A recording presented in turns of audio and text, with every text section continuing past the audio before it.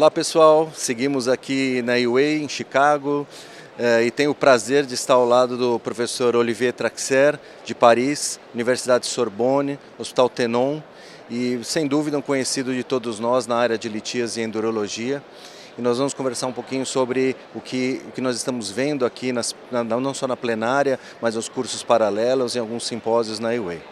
Professor Traxer, hello. Nice to have you with us, and I would like to know, and I would like to hear your thoughts about the intracorpórea litrotripsia during the litíase treatment.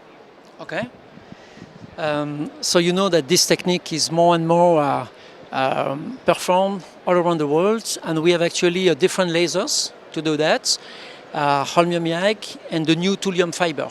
That's really the two new energy that we can use actually to fragment or to dust the stone. Most of the people actually prefer to do the dusting technique, probably because it's a little bit easier. You don't need to manipulate baskets. And the results from literature show that if you fragment and basket or if you dust, finally stone free rate is more or less similar. And do you think, Professor, that it's possible to do a great dusting using a no high power machine? Yeah, you know, it's a very important question, and I must say that we, in the last 10-15 years, we had a lot of confusion regarding this, thinking that the people using low power, they were not performing a good dusting. In fact, you need to know what is the difference between low power and high power. There's only one difference, and this difference is the possibility to have more frequency, more pulses per second when you are using a high power system. The energy per pulse is exactly the same. There's no difference. The pulse duration you are using is also exactly the same. So there are only one difference, and this difference is possibility to have more pulses per second.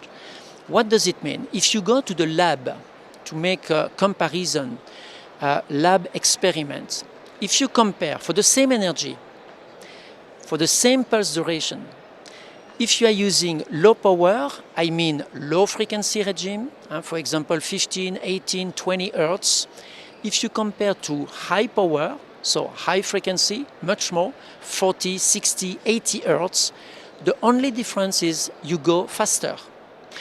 So you need to understand that you are not going finer.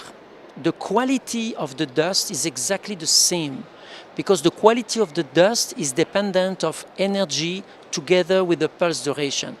The quality of the dust, I mean, if it's finer, it doesn't depend on frequency. Frequency just generates the speed to go faster. So in the lab, when we compare for the same energy low power and high power system, high power is more efficient because it's going faster, but not finer. Okay?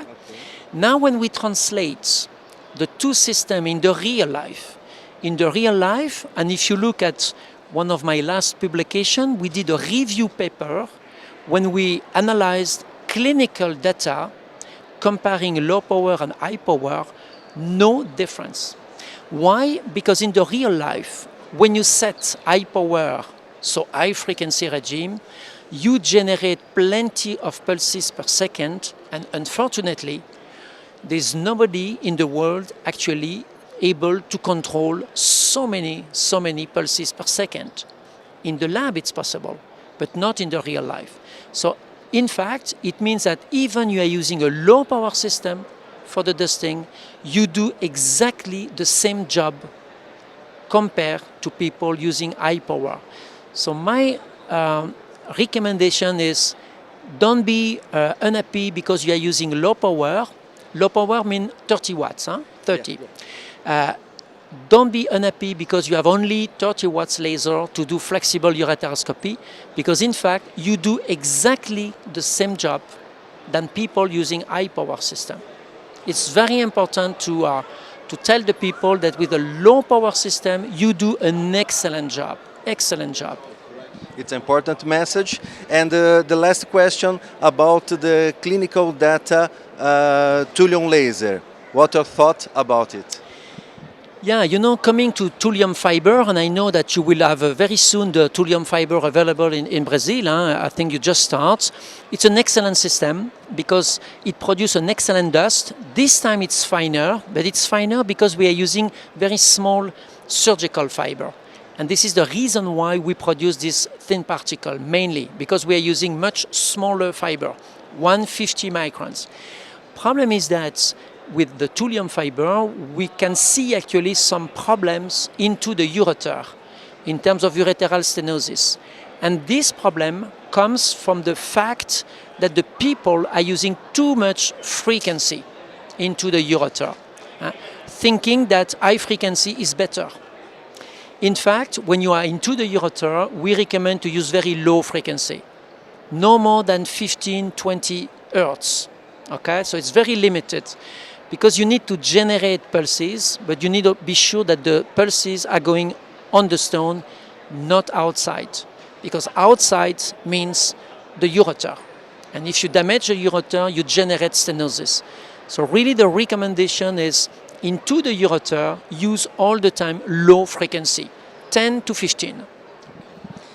Thank you, Professor Traxer. I'm sure that the Brazilian urologists follow your research, your paper, and you are a reference in endourology and the litíase. And thank you very much for your time. Thank you for that. E, colegas, vocês nos sigam na SBU in situ. Traremos mais novidades para vocês sobre a AUA Chicago 2023.